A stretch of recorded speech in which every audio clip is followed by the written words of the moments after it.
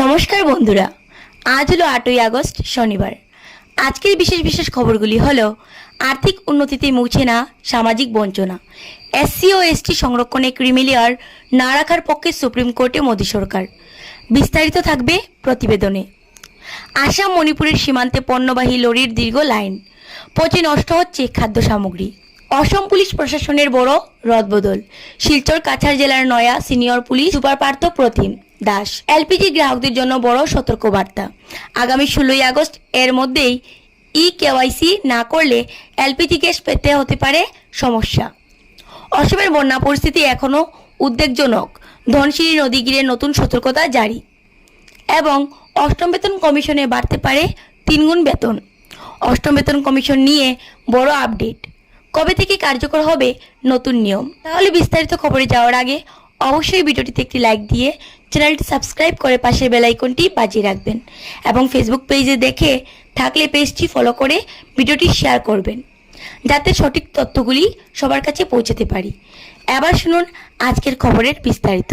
প্রথম খণ্ড, আর্থিক উন্নতিতেই মুছে না সামাজিক বঞ্চনা, এসসি এসটি সংরক্ষণে ক্রিমিলেয়ার না রাখার পক্ষে সুপ্রিম কোর্টে মোদী সরকার। তফসিলি জাতি এসসি ও তফসিলি উপজাতিদের এসটি জন্য চালু থাকা সংরক্ষণে কি অন্যান্য অনগ্রসর শ্রেণীর ওবিসির মতো ক্রিমিলেয়ার নীতি চালু করা উচিত? সুপ্রিম কোর্টে চলমান একটি গুরুত্বপূর্ণ মামলায় এই বিষয়ে নিজেদের অবস্থান স্পষ্ট করেছে কেন্দ্র সরকার। মোদী সরকার সাফ জানিয়ে দিয়েছে, এসসি এবং এসটি সংরক্ষণের ক্ষেত্রে কোনোভাবেই ক্রিমিলেয়ার নীতি প্রয়োগ করা যাবে না। কেন্দ্রীয় সামাজিক ন্যায় ও ক্ষমতায়ন মন্ত্রকের মতে ভারতের সংরক্ষণের ভিত্তি কেবল সাময়িক আর্থিক অবস্থা নয়, এর পেছনে রয়েছে শতাব্দী প্রাচীন সামাজিক বৈষম্য, অস্পৃশ্যতা এবং ঐতিহাসিক বঞ্চনার ইতিহাস। কেন্দ্রের প্রধান যুক্তিসমূহ, প্রথমত আলাদা সাংবিধানিক ভিত্তি। সংবিধানের 341, 342 এবং 342A অনুচ্ছেদে ওবিসি এবং এসসি এসটি শ্রেণীর সামাজিক অনগ্রসরতার ভিত্তি পৃথকভাবে নির্দিষ্ট করা আছে। তাই ওবিসিদের সাথে এসসি এসটি সম্প্রদায়কে একই মানদণ্ডে বিচার করা ভুল। দ্বিতীয়ত আর্থিক উন্নতি বনাম সামাজিক বৈষম্য।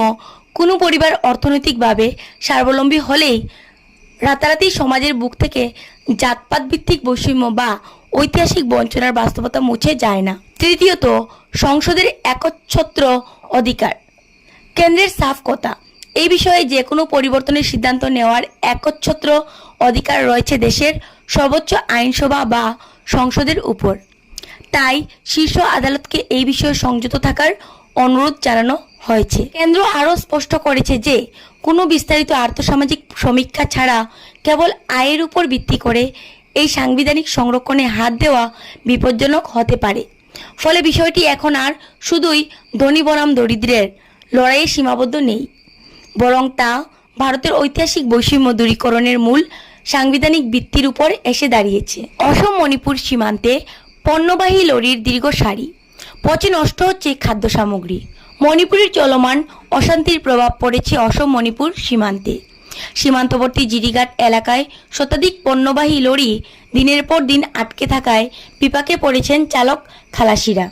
দীর্ঘ সময় ধরে যান চলাচল ব্যাহত হওয়ায় বহু খাদ্য সামগ্রী নষ্ট হয়ে যাচ্ছে। জানা গেছে, ফুলের তোল থেকে মণিপুরের জিরিবাম হয়ে ইম্ফলগামী পণ্যবাহী লরিগুলি সীমান্তে আটকে রয়েছে। চালকদের অভিযোগ, 7 থেকে 10 দিন পর্যন্ত লাইনে অপেক্ষা করতে হচ্ছে।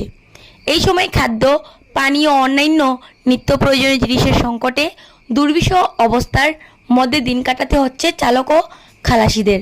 এদিকে অন্ধ্রপ্রদেশ থেকে মাছ ও মাছের ডিম বোঝাই 4টি লরির চালকরা জানান, 7 দিন ধরে তারা সীমান্তে আটকে রয়েছেন। দীর্ঘ অপেক্ষার ফলে মাছ সংরক্ষণের জন্য ব্যবহৃত বরফ প্রায় সম্পূর্ণ গলে গেছে। ফলে মাছ পচে গিয়ে আশপাশের এলাকায় দুর্গন্ধ ছড়াতে শুরু করেছে। চালকদের আশঙ্কা, ইম্ফলে পৌঁছানোর আগেই পুরো মালামাল নষ্ট হয়ে যেতে পারে। এতে একদিকে যেমন বড় ধরনের আর্থিক ক্ষতির মুখে পড়তে হবে, অন্যদিকে খাদ্য সামগ্রীর অপচয়ও বাড়ছে। দ্রুত পরিস্থিতির সমাধান এবং পণ্যবাহী যানবাহন চলাচল স্বাভাবিক করার দাবি জানিয়েছেন ক্ষতিগ্রস্ত চালকরা। অসম পুলিশ প্রশাসনে বড় রদবদল। কাছাড়ের নয়া senior police super Parthapratim Das. অস্ত্রী পুলিশ প্রশাসনে বড়সড় রদবদলের অংশ হিসেবে আইপিএস কর্মকর্তা পার্থপ্রতিম দাসকে কাছাড় জেলার নতুন সিনিয়র পুলিশ সুপার হিসেবে নিয়োগ করা হয়েছে। শুক্রবার স্বরাষ্ট্র বিভাগের জারি করা এক নির্দেশিকায় জানানো হয়, নগাঁও থেকে বদলি করে পার্থপ্রতিম দাসকে কাছাড়ের পুলিশ সুপার হিসেবে নিয়োগ করা হয়েছে। তিনি এপিএস কর্মকর্তা সঞ্জীব কুমার শইকিয়ার স্থলাভিষিক্ত হচ্ছেন। সঞ্জীব কুমার শইকিয়াকে ধুবড়ী জেলার পানবাড়িতে অবস্থিত 20তম অসম পুলিশ ব্যাটালিয়নের কমান্ড্যান্ট হিসেবে বদলি করা হয়েছে। উল্লেখ্য, এটি পার্থপ্রতিম দাসের কাছাড়ে দ্বিতীয় দফার দায়িত্ব গ্রহণ। এর আগে তিনি কাছাড় জেলার সিনিয়র সুপারিনটেন্ডেন্ট অফ পুলিশ হিসেবে কর্মরত ছিলেন। গত 2 মার্চ 2026-এ তাকে কাছাড় থেকে নগাঁওয়ে এসএসপি হিসেবে বদলি করা হয়েছিল। সেই সময় তার স্থলাভিষিক্ত হয়েছিলেন সঞ্জীব কুমার শইকিয়া। সর্বশেষ এই রদবদলের মাধ্যমে আবারও কাছাড় জেলা পুলিশের নেতৃত্বের দায়িত্ব পেলেন পার্থপ্রতিম দাস। এদিকে কাছাড়ে কর্মরত আরও এক আইপিএস কর্মকর্তা রজত কুমার পালকেও বদলি করা হয়েছে। তিনি এতদিন কাছাড়ের অতিরিক্ত পুলিশ সুপার অপরাধ হিসেবে দায়িত্বে ছিলেন। তাকে দেরগাঁওয়ে সহকারী পুলিশ মহাপরিদর্শক এপি হিসেবে নিয়োগ করা হয়েছে। পাশাপাশি তাকে এনসিএফএল এবং এপিএমএস 112 দেরগাঁওয়ের অতিরিক্ত দায়িত্বও দেওয়া হয়েছে। সরকারি বিজ্ঞপ্তিতে রাজ্য জুড়ে একাধিক পুলিশ মহাপরিদর্শক, উপমহাপরিদর্শক, সিনিয়র পুলিশ সুপার এসপি এবং অন্যান্য ঊর্ধ্বতন পুলিশ কর্মকর্তার বদলি ও নতুন পদায়নের কথা উল্লেখ করা হয়েছে। তবে বরাক উপত্যকার প্রতিবেশী জেলা শ্রীভূমি ও হাইলাকান্দির শীর্ষ পুলিশ নেতৃত্বে কোনো পরিবর্তন আনা হয়নি। সরকারি নির্দেশিকা অনুযায়ী সংশ্লিষ্ট কর্মকর্তারা নতুন কর্মস্থলে দায়িত্ব গ্রহণের দিন থেকেই এই বদলি ও পদায়ন কার্যকর হবে। এলপিজি গ্রাহকদের জন্য বড় সতর্কবার্তা। 16 আগস্টের মধ্যে কেওয়াইসি না করলে গ্যাস পেতে হতে পারে সমস্যা। এলপিজি গ্যাস সিলিন্ডার ব্যবহারকারীদের জন্য গুরুত্বপূর্ণ সতর্কবার্তা জারি করেছে তেল বিপণনকারী সংস্থাগুলি। যাদের মোবাইলে এলপিজি কেওয়াইসি সম্পূর্ণ করার বার্তা এসেছে, তাদের 16 আগস্ট 2026-এর মধ্যে আধার ভিত্তিক কেওয়াইসি সম্পূর্ণ করার পরামর্শ দেওয়া হয়েছে। নির্ধারিত সময়ের মধ্যে এই প্রক্রিয়া শেষ না হলে গ্রাহস্থ এলপিজি সিলিন্ডার বুকিং, সরবরাহ বা সরকারি ভর্তুকি পাওয়ার ক্ষেত্রে সমস্যা হতে পারে বলে সতর্ক করা হয়েছে। বিশেষ করে প্রধানমন্ত্রী উজ্জ্বলা যোজনা সুবিধাভোগীদের জন্য এই কেওয়াইসি আরও গুরুত্বপূর্ণ, কারণ ভর্তুকি এবং অন্যান্য সরকারি সুবিধা অব্যাহত রাখতে পরিচয় যাচাই সম্পূর্ণ করা বাধ্যতামূলক করা হয়েছে। আগস্ট মাসের শুরুতেই বাণিজ্যিক এলপিজি গ্রাহকদের জন্য স্বস্তির খবর দিয়েছে তেল সংস্থাগুলি। 1 আগস্ট 2026 থেকে 19 কেজির বাণিজ্যিক এলপিজি সিলিন্ডারের দাম কমানো হয়েছে। তবে 14.2 কেজির গৃহস্থ সিলিন্ডারের দামে কোনো পরিবর্তন হয়নি।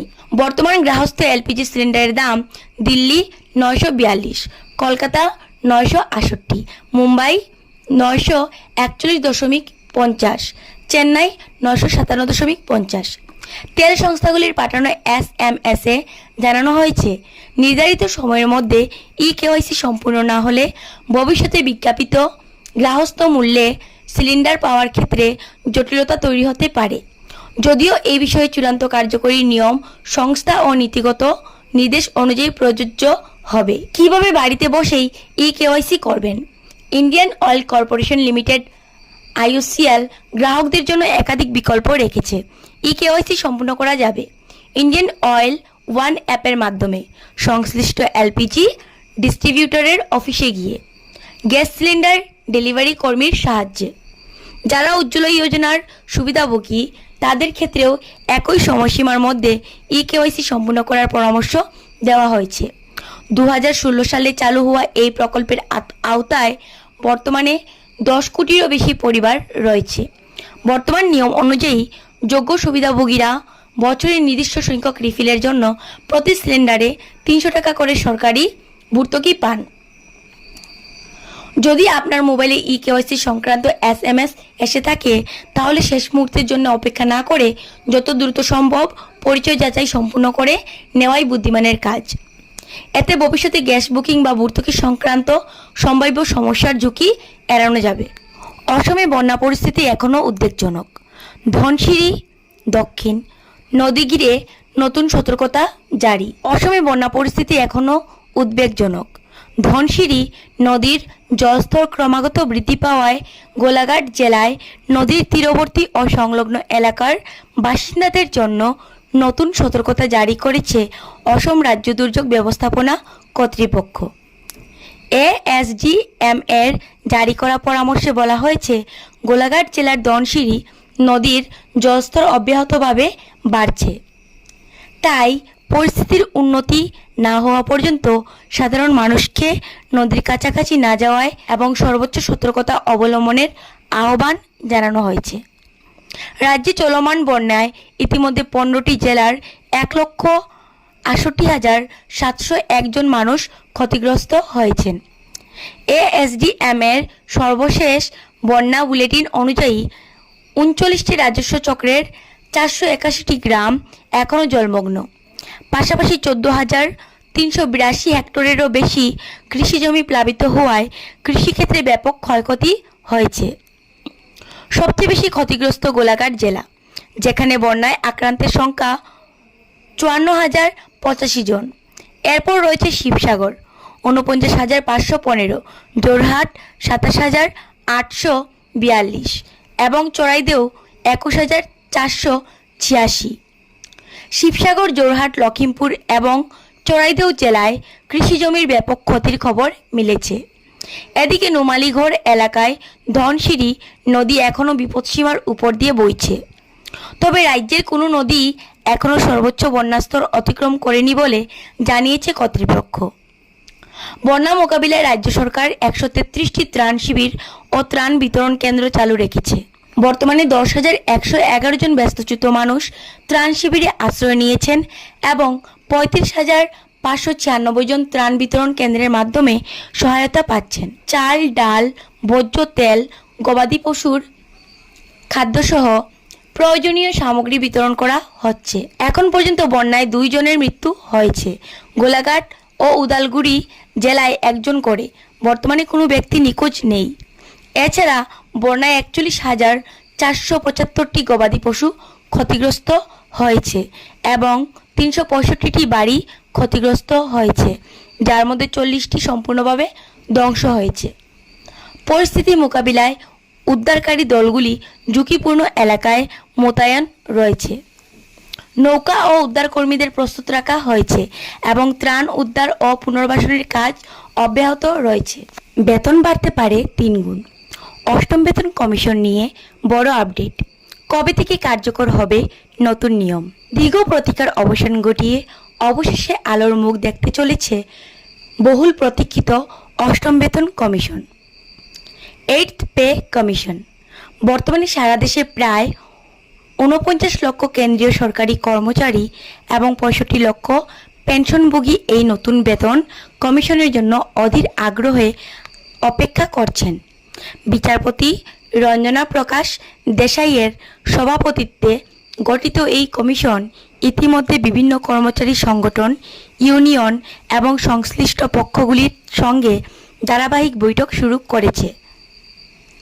কমিশন গঠন ও তথ্য পর্যালোচনা প্রক্রিয়া অষ্টম বেতন কমিশনের কাজ বর্তমানে কোন পর্যায়ে রয়েছে তা নিয়ে নানা তথ্য সামনে আসছে। প্রতিটি সরকারি বিভাগ ইতিমধ্যেই তাদের কর্মচারীদের প্রয়োজনীয় তথ্য নির্দিষ্ট পোর্টালে আপলোড করেছে। বর্তমানে সমস্ত তথ্য পুঙ্খানুপুঙ্খভাবে পর্যালোচনা করা হচ্ছে, যার পরেই চূড়ান্ত রিপোর্ট তৈরি কাজ শুরু হবে। কর্মচারীদের প্রকৃত সমস্যা ও দাবি দাওয়া সরাসরি বুঝতে দিল্লি, জয়পুর এবং কলকাতা সহ দেশের বিভিন্ন শহরে দফায় দফায় বৈঠক করছে কমিশন। ফিটমেন্ট ফ্যাক্টর ও বেতন বৃদ্ধি নিয়ে আলোচনা। অষ্টম বেতন কমিশনের সবচেয়ে গুরুত্বপূর্ণ বিষয় হল ফিটমেন্ট ফ্যাক্টর। এই মুহূর্তে সর্বোচ্চ ফিটমেন্ট ফ্যাক্টর কত হবে তা নিয়ে জোর আলোচনা চলছে। বিভিন্ন কর্মচারী ইউনিয়ন ও সংগঠনের পক্ষ থেকে 2.86 গুণ থেকে 3.25 গুণ পর্যন্ত ফিটমেন্ট ফ্যাক্টরের দাবি জানানো হয়েছে। যদি এই দাবি মেনে নেওয়া হয় তবে কেন্দ্রীয় কর্মচারীদের মূল বেতন রাতারাতি প্রায় 3 গুণ পর্যন্ত বৃদ্ধি পেতে পারে। যদি এই দাবি মেনে নেওয়া হয় তবে কেন্দ্রীয় কর্মচারীদের মূল বেতন রাতারাতি প্রায় 3 গুণ পর্যন্ত বৃদ্ধি পেতে পারে। বাড়ি ভাড়া ও অন্যান্য ভাতা বৃদ্ধির দাবি মূল বেতনের পাশাপাশি ভাতার ক্ষেত্রেও বড় পরিবর্তনের সম্ভাবনা রয়েছে। এইচআরএ গত কয়েক বছরে মেট্রো ও অমেট্রো শহরগুলিতে যেভাবে বাড়ি ভাড়া হু হু করে বেড়েছে তা মাথায় রেখে বাড়ি ভাতা প্রদানের ফর্মুলা বা সূত্র পরিবর্তনের দাবি উঠেছে। পরিবহন ভাতা ও অন্যান্য টিএ বা পরিবহন ভাতার পাশাপাশি অন্যান্য ভাতাও সংশোধনের জোরালো দাবি জানিয়েছে বিভিন্ন ইউনিয়ন।